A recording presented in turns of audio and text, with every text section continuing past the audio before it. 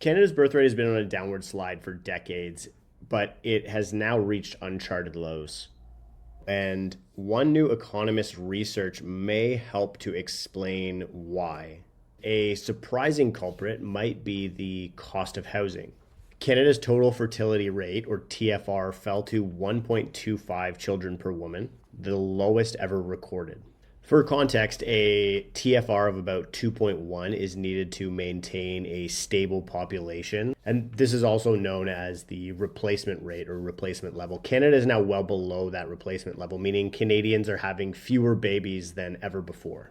But an important question is, why is this happening? According to fresh research by economist Benjamin Ard from University of Toronto, rising housing costs are responsible for roughly 11% fewer children and about 51% of the fertility rate decline between the 2000s and 2010s. In simple terms, the cost of living, especially expensive housing, and the lack of affordable family-sized homes appears to be discouraging Canadians and other people in wealthy countries from having as many kids as they might otherwise have had. Canada's birth rate has been on a downward slide for decades, but it has now reached uncharted low. The decline set in after the late 20th century baby boom and accelerated in recent years. In fact, the 5 lowest fertility rates ever recorded in Canada all occurred in the last 5 years, according to Statistics Canada. The TFR was 1.47 in 2019 and now just 1.25 in 2024. Since 2009, the trend has been steadily downward, pushing Canada into the category of ultra-low fertility nations, which is defined as a TFR below 1.3. By 2024, Canada at 1.25 joined countries like Switzerland, Luxembourg, Finland, Italy, Japan, and even Singapore at 0.97 and South Korea at 0.75 in this ultra-low club. In other words, this isn't just a Canadian phenomenon. Birth rates are plummeting across the developed world. And global birth rates have fallen dramatically. The world's average birth rate dropped from about 5 children per woman in the 1960s to around 2.3 today. Canada's trend mirrors this global decline, recently hitting a record low. Within Canada, the decline has been widespread. In 2024, 9 out of every 10 provinces hit their lowest birth rates ever. For example, Ontario's TFR fell to 1.21 and British Columbia's to just 1.02, which is almost down to 1 child. At the same time, Canadians are having children later in life than previous generations. The average age at childbirth reached 31.8 years in 2024, up from about 26.7 years in the mid-1970s. And these postponements mean less time to have household formation, become couples, try to have kids, which naturally translates to fewer children. And Canada has been below the replacement fertility level since 1971. But the drop has steepened recently. Even a brief uptick in 2021, the small pandemic rebound wasn't enough to reverse the overall slide that we're seeing in Canada. In short, Canada is experiencing a baby bust like nothing we've seen before. Amid all the worrying statistics, new research offers a fresh insight into why the birth rate is falling, and it points to housing affordability as a key piece of the puzzle. Economist Benjamin Ard aptly titled his job market paper, Build Baby Build, How Housing Shapes Fertility. Using detailed models of housing and family choices, Couillard examined how the cost and availability of housing affect decisions about having children. His findings are striking. High housing costs have significantly discouraged family growth. Larger families, as it turns out, are much more sensitive to housing prices. They need bigger homes, more bedrooms, maybe a backyard, more income, more mouths to feed. So when housing becomes very expensive, people tend to delay or forego having additional kids. Couillard's model, calibrated with US data, but with clear relevance for Canada's costly cities, indicates that rising housing costs since 1990 had led to 11% fewer children overall. In fact, he attributes about half of the total fertility rate decline between the 2000s and 2010s to the surge in housing prices. In other words, young people are getting priced out of wanting to have families. In practical terms, this means a big part of the fertility slump can be explained by young couples being priced out of the homes that they'd have or they'd want if they had kids or had more kids. When rent and mortgages eat up income, people postpone having children or decide to have fewer. It's not just the direct cost of an extra bedroom. Expensive housing often goes hand in hand with higher living costs in general and economic uncertainty, which makes starting or expanding a family more daunting. Couillard's research offers a hopeful implication. Making housing more family friendly and affordable could help stem the birth rate decline that we're seeing in the Western world. And across much of the world, you even have countries like China and India who have recently fallen below the replacement rate. I'm not really of the perspective that this is this huge societal issue that a lot of people paint it as, but I do think that if you really just examine capitalism, it depends on more people and more dollars chasing goods in order to be sustained. And so this is why I think a lot of people do feel like the birth rate is this big risk issue for the future of capitalism, right? Basically, I think this is why a lot of Western economies are trying to grow their populations through immigration, because it's almost like a consequence of middle class life and capitalism and this like new scarcity of resources that you have this middle class all fighting for has created this world in which people want to have children less or feel less compelled to, or like they can't afford it, or it's not a necessary life step for them, or whatever it is. And that means that there are fewer people to consume goods, which means that the businesses that create and sell those goods have a scary future ahead of them. And so we've started backfilling that growth in a country with immigration in many places in the Western world, in much of Europe, in Canada, Australia, New Zealand, etc. And so it really begs the question, why does the number of consumers or the amount of people consuming goods in a capitalist system have to continue growing? Like, why does your country's population need to continue growing? And people might point to places like Japan as an example, or Italy, where the Japanese population just fell by a record 900,000 people, the 16th straight year of decline. Or in places like Italy, where the expectation is that their population will actually start to decline as well. But then you jump over to places like Italy or Japan. Let's use those as examples. In Japan, they have this concept called ikiya, which is empty houses, right? So outside of urban areas, there are literally 9 million empty homes in Japan. You can get these for $0 or $1 or whatever, a couple $1,000s, and purchase them and fix them up and have a house. Not even that far from an urban area, and some of them are in nice locations, etc. Italy has a similar situation happening where you can literally buy a house for $1 in many places in Italy, because these municipalities are trying to give away basically real estate to attract people to these towns, old villages that are basically dying off. They're emptying out because the population is either urbanizing or disappearing. How does this relate to Ben's research? His research suggests that increasing the supply of larger family suitable housing like townhouses and multi-bedroom units would yield substantially more additional births than the equivalent increase in small apartments. But if you look at what we're building in Canada, we are building more apartments and other unit types that are not single family detached or ground-based housing. And we're building a decreasing amount of single-family detached houses. Our single-family detached construction peaked here in about 2002, where our apartment-style construction is still hitting new all-time highs every day. Even in the US, the data is pretty similar. You saw this huge decrease in single-unit structures, so your detached or freehold houses, that we haven't really recovered since the global financial crisis in the US, and really haven't gotten back to those historic levels for all types of housing starts. And a lot of this is just because Canadians are urbanizing. As it stands right now, nearly 3 in 4 Canadians, or 74%, live in one of Canada's large urban centers. And this is a trend that is continuing across the world. More than 4 billion people, more than half of the world's population, live in urban areas, and this is expected to continue growing.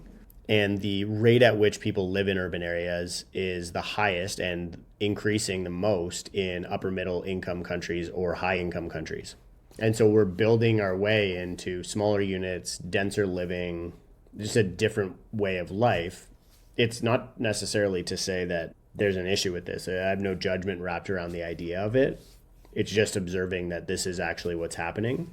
And because it's happening, in 2007 here, you can see we eclipsed more people are living in urban areas than rural areas for the first time in history, a greater percentage of the total population. This would tell me that the market is communicating that it wants to live in urban areas. Otherwise, they just wouldn't do it. But we're now wondering, is this coming at a consequence of birth rates falling because of cost, because of housing, because of whatever it is?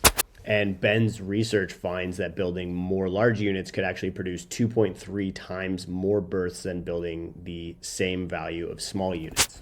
And so his conclusion is that housing policy and housing affordability is population policy. If young families can find reasonably priced homes with space for kids, they are more likely to have the kids they say they want. I think most people would assume that this is the case, but it's really interesting to see it represented in data and modeled out by an economist. While many factors are at play, as we're going to explore next, this research shines a light on housing affordability as a concrete lever that policymakers should target if they want populations to grow through birth rather than through immigration. In essence, this build, baby, build idea might be more than a catchy phrase. It should actually be a part of the solution to Canada's baby bust. Now, expensive housing is one piece of the puzzle, but falling birth rates have multiple causes. Demographers and economists point to a mix of economic, social, and cultural shifts that have reshaped childbearing decisions in Canada and other high-income countries. Here are some of the major factors that are driving birth rates down according to these demographers and economists. Number one is the high cost of raising children. Beyond housing, the overall cost of living is a significant deterrent. Modern parenthood comes with heavy expenses, from daycare and education to simply putting food on a growing family's table. And stagnant wages for young workers, expensive tuition, and the prospect of supporting a child into their 20s, which is the average age that somebody does stay at home or beyond, makes many couples think twice. And surveys show that financial stress is a top reason couples cite for having fewer kids. In short, when people feel economically insecure, they often postpone or limit their decision to grow their family. The next layer on this is women's education and career opportunities. Empowerment of women has been a major driver of the birth rate decline, and largely a positive one. As societies develop, women gain greater access to higher education and careers, along with reproductive autonomy through birth control. With more opportunities, women tend to marry later and have children later and in fewer numbers. In Canada and most wealthy nations, generations of women have understandably prioritized establishing their careers and personal goals before starting family. And research states that when they have control over their lives, they generally choose to have fewer children. This is evident around the world. Higher female education and labor participation are strongly linked to lower birth rates. In that respect, it is an outcome of women's progress, which would be characterized as a societal success, even if it contributes to changes in demographic structure. Related to this is that people are forming families later in life. Marriage rates have declined. The average age of first marriage and first childbirth has risen in Canada. The typical Canadian parent is now several years older than they were in the past decade. A lot of this is just an economic thing. It takes longer to feel comfortable in your career, to feel financially secure, to build enough assets that you feel like you have a safety net. As somebody who's a parent myself, I feel like you never really feel ready. But by the time the careers are established, a couple feels ready for kids, planning, timing, etc., leaves less runway for them to try to have kids. If you decide to start a family at 35 instead of 25, like your parents' generation might have, it would result in less time for you to try and do that. Most people have a number in their head at which, that's the latest I would maybe want to have kids. And many young people spend more years single or in uncommitted relationships, which would also push your decision to do parenthood later. Another often overlooked reason for lower birth rates is the success in reducing unintended pregnancies, especially among teenagers and young adults. So family planning and fewer unplanned pregnancies. In the past, a significant share of births were unplanned. For example, teen pregnancies during the mid-20th century would have contributed to higher fertility rates. Today, however, teen birth rates have plummeted. And so this demographer actually stated that the decline in birth rates has been driven primarily by fewer births in their teens and early 20s. And these births are ones that are very often unintended. In other words, because we've progressed as a society, more people are able to plan their childbearing, waiting until they truly want a child, which typically leads to having fewer, or what individuals would deem as a sustainable amount for them or for the social structure to have. And again, from a social structure, these are all positive developments. Fewer unplanned teen pregnancies is a win. However, these things do lower the overall number of births. And I guess one of the reasons that I think it's interesting to discuss this is because I don't know if I'm fully convinced that us having this like big drop in the population is actually necessarily this catastrophic thing. I think that it just is, it doesn't fit the system that we've intended to build. Again, we've built this, you don't even have to call it capitalism. We've built some sort of market system that requires more participants, more capital, which is why we print money and we try and have more people chasing goods. And my question is, what's actually so wrong with having fewer people? In Japan, a lot of people look at their way of life and say, wow, it's an extraordinary high quality of life. Why are we trying so hard to have more people and more money chasing fewer things? Is it because our economic system depends on scarcity rather than abundance? The other thing that often gets blamed for this is just a general changing social norm and personal priorities. There's evidence that a cultural shift is underway in how people view family and parenthood. In modern Canada, having a large family is no longer seen as the default life path. And this is true very much for much of the Western world. It's just one of many choices that people make, and it's increasingly an uncommon one.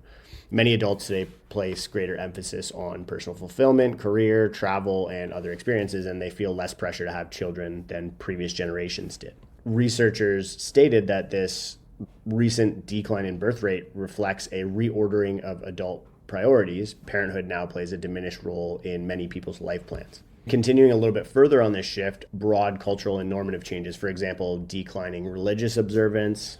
Religious communities historically encourage larger families. So as society becomes more secular, that influence wanes a little bit. The influence of peers and media, seeing more friends remain child-free or having one kid normalizes that choice. And then it becomes this self-reinforcing cycle. When most people around you have smaller families, having a big family feels unusual, and this lower or smaller family norm perpetuates itself. All of these factors combine to cultivate an environment where having 0 or 1 child is increasingly common and socially acceptable, contributing to the lower birth rates that we're seeing very much in the Western world. Again, no judgment. I think that people should be free to do whatever they want and have however many kids they want. Probably if you don't want to have kids, then you wouldn't be a good candidate to have kids, because it is very much, in my experience, something that you have to want to do to enjoy it and to do a good job at it. On top of this, and around the idea of cost and cost of living, this idea of work-life balance and intensive parenting. Modern parenting can be intense and demanding, and many prospective parents worry about balancing it with work, right? In today's economy, households often need 2 incomes or want 2 incomes, but having kids, especially for young children, is practically a full-time job in itself. And without ample support, this trade-off between career and family can be daunting for many people. Working long hours, limited maternity and paternity leave, costly or inaccessible childcare. These are all practical barriers that lead some people to delay or forgo having kids. Even with family-friendly policies or countries that really encourage it through their policies, it's challenging. And studies find that while measures like paid parental leave, subsidized daycare, or child benefits do encourage people to have slightly more children, the effect tends to be modest or close to unmeasurable.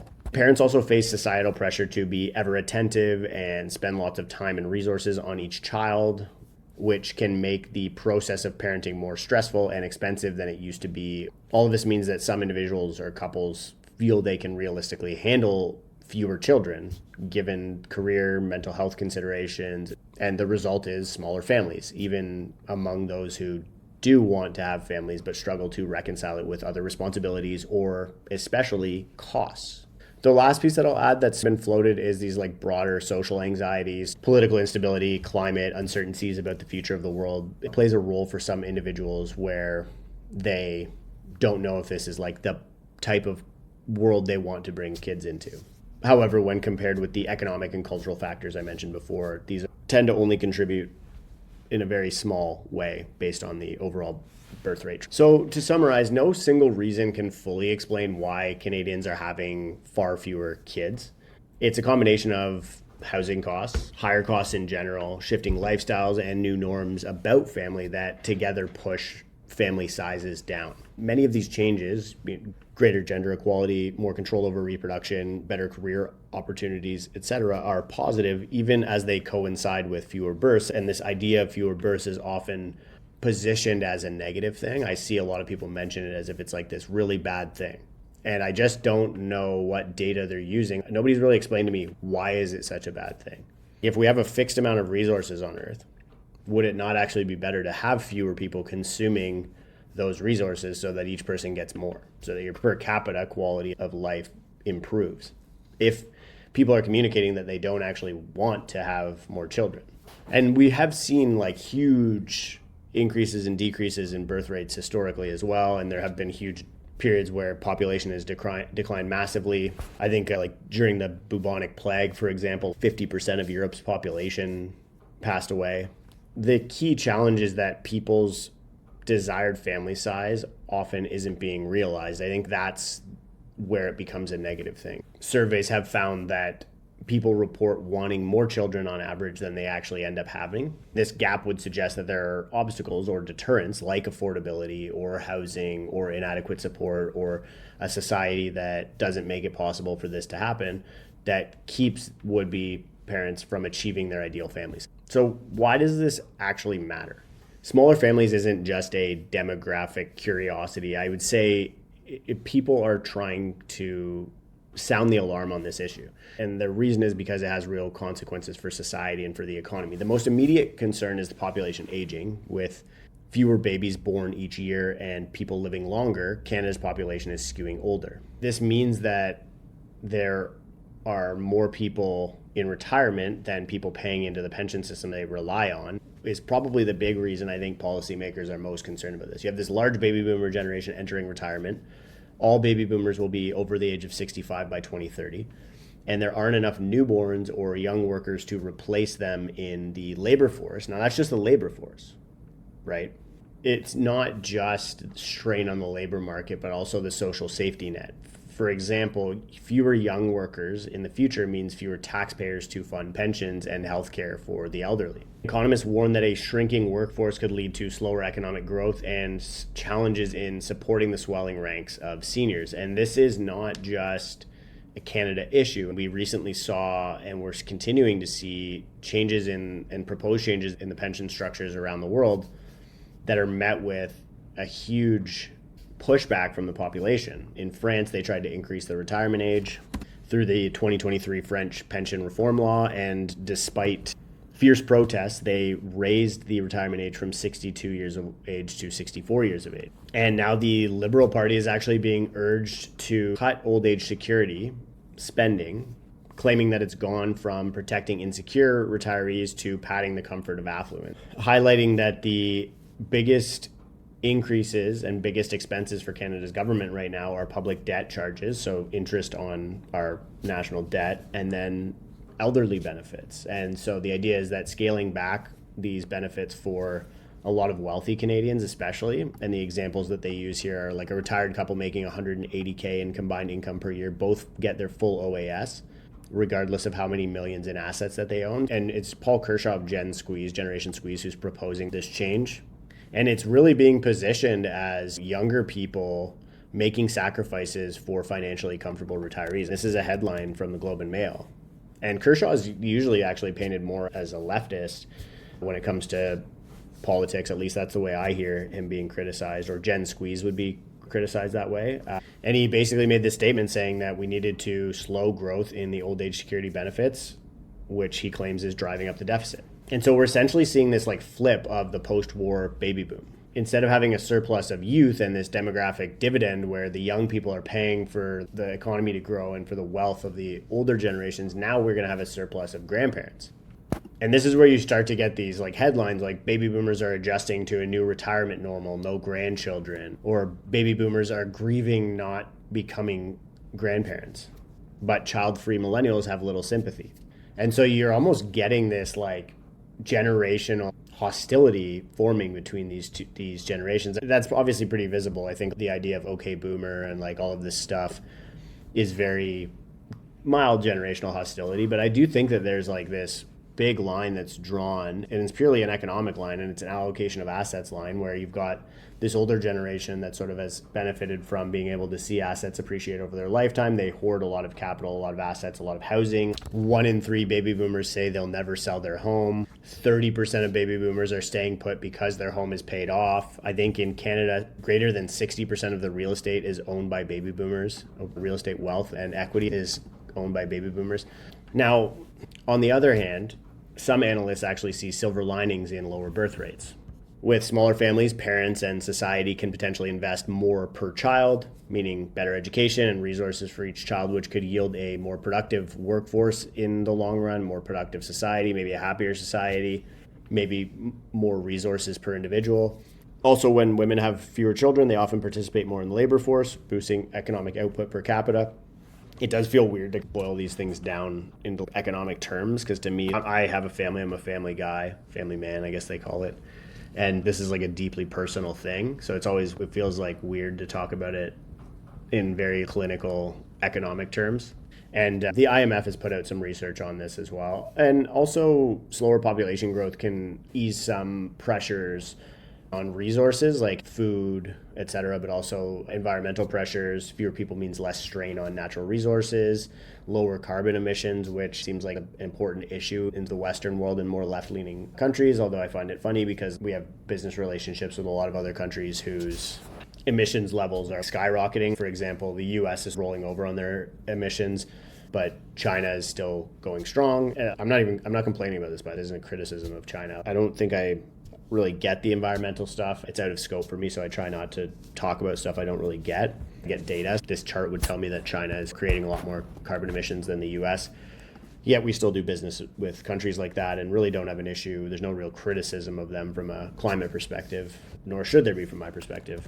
Because then you get charts like this where it shows the amount of solar power being generated by China, and everybody else might as well not even be on the chart. Now it looks like they've plateaued, but they've still plateaued at the level of the nearest competitor. I think the chart I just showed you was actually the production of the actual solar panels, but this is solar producing, so this is the actual production of solar electricity.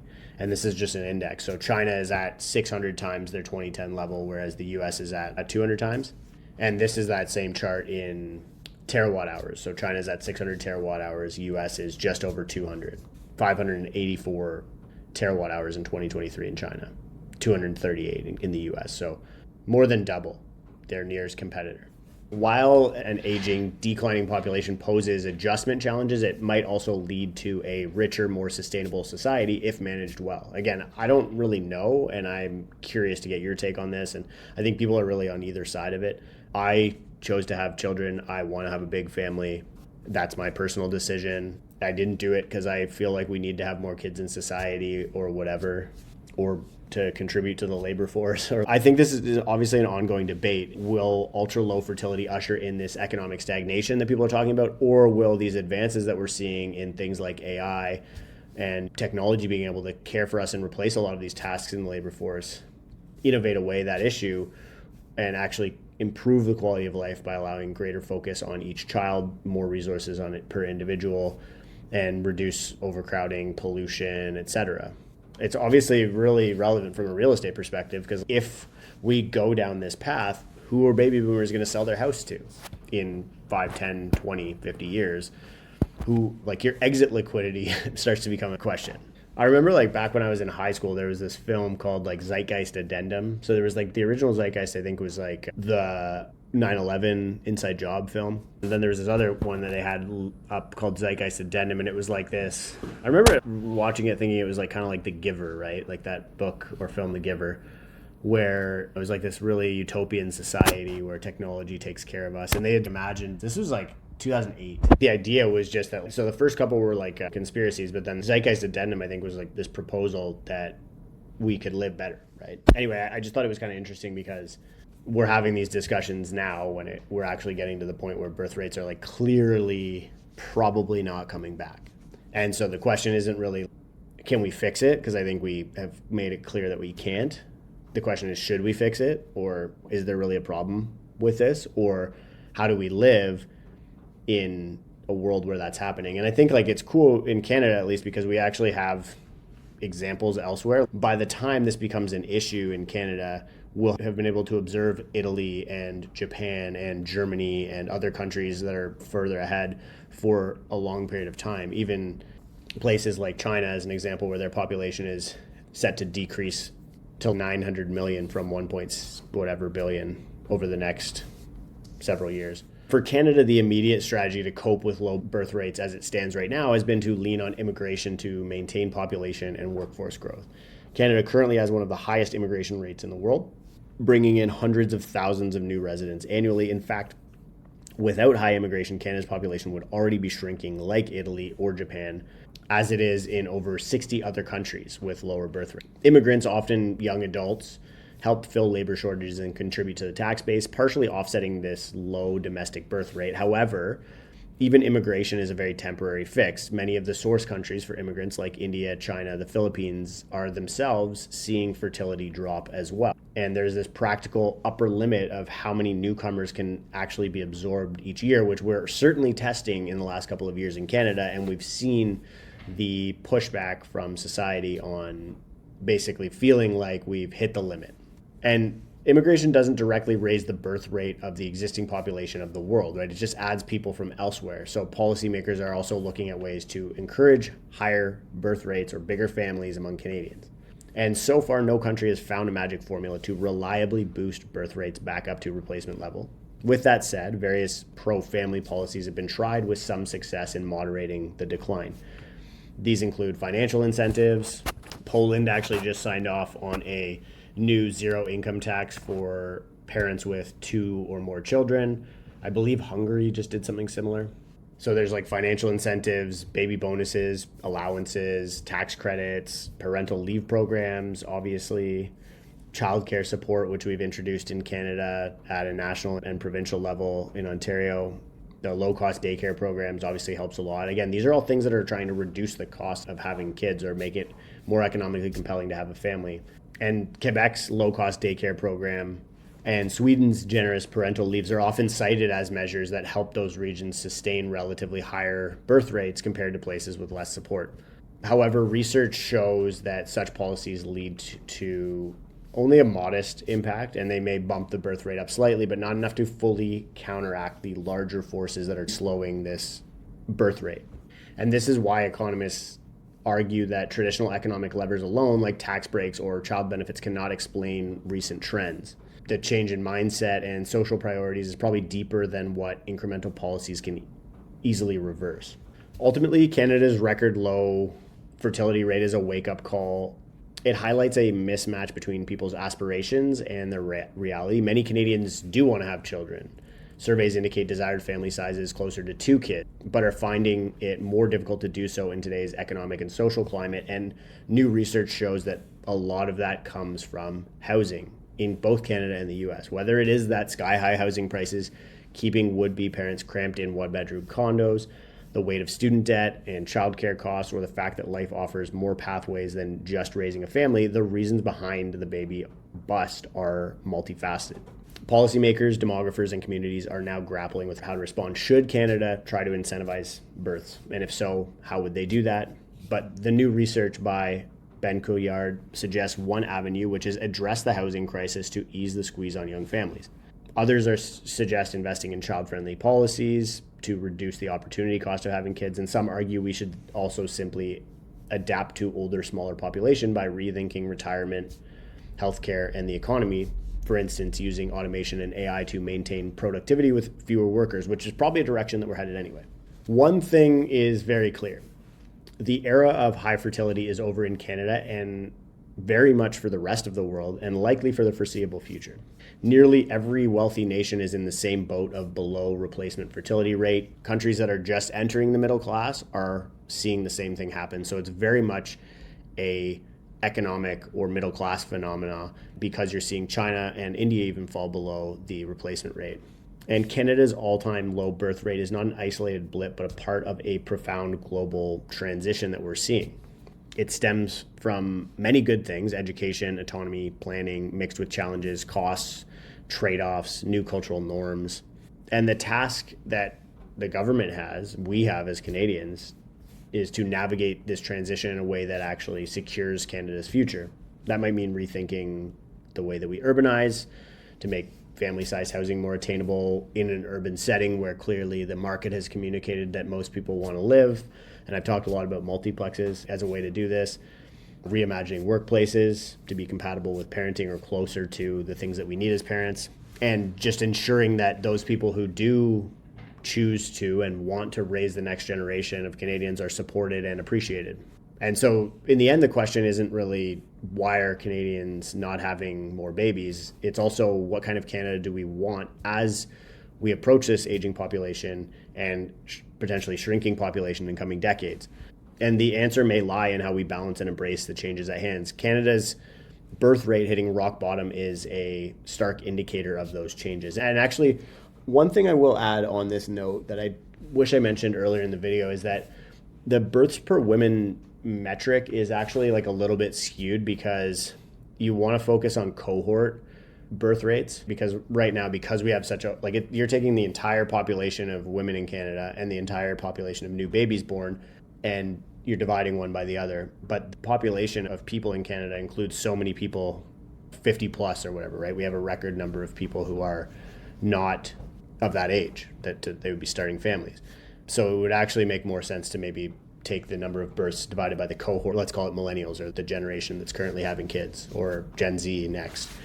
And you want to measure your cohort birth rate. And actually on a cohort birth rate basis, we're not actually that far off compared to previous generations, which is an interesting and important point to mention. So because your denominator is so much bigger, because the denominator includes all of these older people, the rate gets skewed down.